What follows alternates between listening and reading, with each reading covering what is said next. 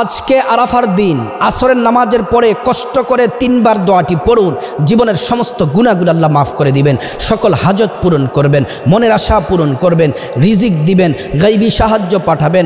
আপনার মা বাবা আত্মীয় স্বজন যদি কবরে যেয়ে থাকে, কবরে যদি থাকেন, তাদের জন্য দোয়া করুন, জাহান্নাম থেকে মুক্তি দিয়ে জান্নাত দিয়ে দিবেন। আল্লাহ তাআলা আপনার সম্মান বাড়িয়ে দিবেন। এক কথায় আপনার যা প্রয়োজন হাত তুলে আল্লাহর কাছে যা চাইবেন আল্লাহ তাআলা তাই কবুল করবেন। কেননা আমি আপনাদেরকে বলে দিচ্ছি, ভালো করে শুনুন প্রিয় দিনী ভাই ও বোন, আজকের দিনটা হচ্ছে এমন একটি দিন, রাত হিসেবে সর্বশ্রেষ্ঠ রাত হচ্ছে কদরের রাত। কদরের রাত্রিতে আল্লাহ কোরআন নাজিল করলেন। আর দিন হিসেবে সারা দিন হচ্ছে এই আজকের ইয়াউমুল আরাফার দিন। প্রিয় দিনী ভাই ও বোন, আজকের এই দিনটিকে মিস করা যাবে না। আসরের নামাজ পড়ুন, আসরের নামাজের পরে মুসল্লার মধ্যে বসে যান, তারপরে এই দোয়াটি 3 বার পড়ুন। আগে আমি আরাফার দিবস সম্পর্কে একটি আয়াত আল্লাহ নাজিল করেছিলেন প্রিয় নবী মুহাম্মদ সাল্লাল্লাহু আলাইহি ওয়াসাল্লামের উপর। এই আয়াতটি আমি আপনাদেরকে বলে দিচ্ছি। আল্লাহ তাআলা এই আরাফার দিবস সম্পর্কে, এই আরাফার দিবসে আল্লাহ তাআলা নবীজির উপর একটা আয়াত নাজিল করেছিলেন। আয়াতটি হলো আল-ইয়াউমা আকমালতু লাকুম দীনাকুম ওয়া আতমামতু আলাইকুম নি'মাতি ওয়া রাদিতু লাকুমুল ইসলাম দীনা। আল্লাহ তাআলা বললেন, হাবিব, দিনকে পরিপূর্ণ করে দিলাম, ইসলামকে পরিপূর্ণ করে দিলাম, আমার বিধানকে, আমার আইনকে পরিপূর্ণ করে দিলাম। ওগো রাসূল, আজকের দিনটা হচ্ছে সেরা দিন। প্রিয় দিনী ভাই ও বোন, যারা আরাফার দিবসে রোজা রাখতে চান বাংলাদেশে, আমি তাদেরকে অনুরোধ করব, আজকে শনিবার রাতে সাহারি খাবেন, আগামীকালকে রোজা রাখবেন। কারণ আগামীকালকের রোজা হচ্ছে আপনার 9 জিলহজ, চাঁদ হিসেবে আমাদের বাংলাদেশে আরাফার রোজা হচ্ছে আগামীকাল। ওয়াল্লাহি আপনারা যদি রোজা রাখেন, আল্লাহ তাআলা আপনাদের জন্য বিশেষ পুরস্কার রেখেছেন। কি পুরস্কার রেখেছেন আমি হাদিস থেকে আপনাদেরকে পড়ে শোনাই। আল্লাহর নবী সাইয়্যিদুল মুরসালিন রাহমাতুল লিল আলামিন বলেন, সিয়ামু ইয়াউমিন আরাফা আহতাসিবু আলাল্লাহি আইয়ুকাফিরা সানাতাল্লাতী ক্বাবলাহু ওয়াস সানাতাল্লাতী বাদা। আল্লাহর রাসূল বলছেন, কোন বান্দা বান্দি যদি আরাফার দিবসের রোজা যদি রাখে, আল্লাহ রাব্বুল আলামিন 1 বছরের পিছনের 1 বছরের গুনাহ মাফ করে দিবেন, সামনের 1 বছরের অগ্রিম 1 বছরের গুনাহ মাফ করে দিবেন।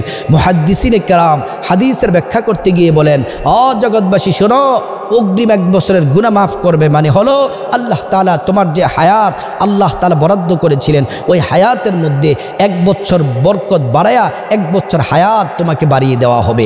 সুবহানাল্লাহ বিহামদিহি।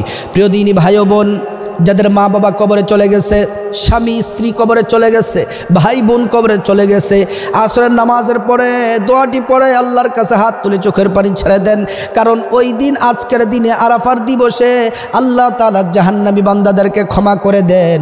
এত পরিমাণে কোটি কোটি কোটি কোটি বান্দা বান্দিদেরকে ক্ষমা করবেন, যা অন্য দিনে আল্লাহ তাআলা এত পরিমাণে ক্ষমা করবেন না। এজন্য প্রিয় দিনী ভাই বোন, আমি হাদিস থেকে আপনাদেরকে এই দলিলটা দিচ্ছি, শুনেন। আল্লাহর রাসূলের প্রিয়তমা স্ত্রী আম্মা জান আয়েশা হাদিসটি বর্ণনা করেন, ক্বালাত আয়েশা ইন্না রাসূলুল্লাহি সাল্লাল্লাহু আলাইহি ওয়াসাল্লাম মা মিন ইয়াউমিন আকতারা মিন আন ইউতিকাল্লাহু ফিহি আবদান মিনান নারি মিন ইয়াউমিন আরাফাহু ওয়া ইন্নাহু লা ইয়াদনু সুম্মা ইউবাহি বিহিমুল মালায়েকাতু ফায়াকুলু মা রাদাহা উলা।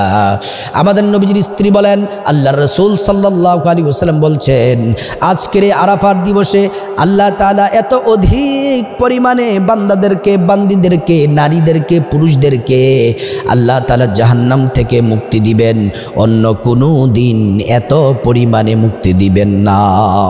আর আল্লাহ তাআলা ফেরেশতাদের সাথে গর্ব করতে থাকেন। আল্লাহ বলেন, ও ফেরেশতারা, আরাফার দিবসে হাত তুলে তুলে কারা কারা কান্না করে দেখো, কোন মহিলাগুলা কান্না করে, কোন যুবতীগুলা কান্না করে, কোন পুরুষগুলা কান্না করে, মুসলিম নর নারীগুলা কান্না করে। কেন? তারা কি চায়?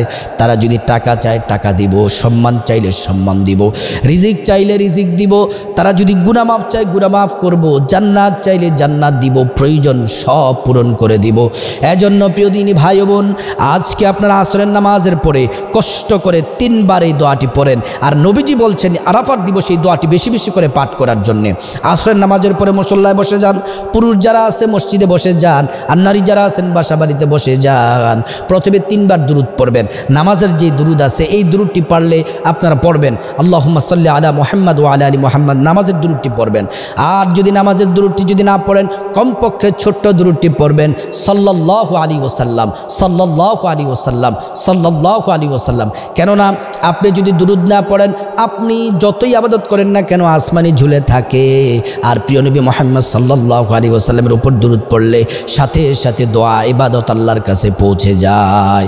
এই দুরুদ পড়ার পরে তারপরে এই দোয়াটি পড়বেন।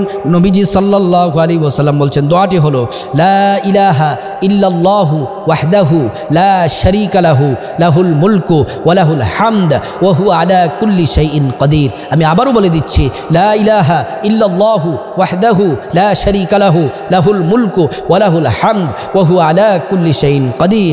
আল্লাহর রাসূল বলছেন, এটা সব নবীদের সারা দোয়া, আমার নবীর সারা দোয়া।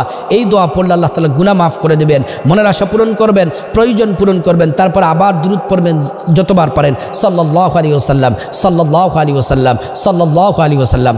তারপর ইস্তিগফার পাঠ করবেন, আস্তাগফিরুল্লাহ, আস্তাগফিরুল্লাহ, আস্তাগফিরুল্লাহ।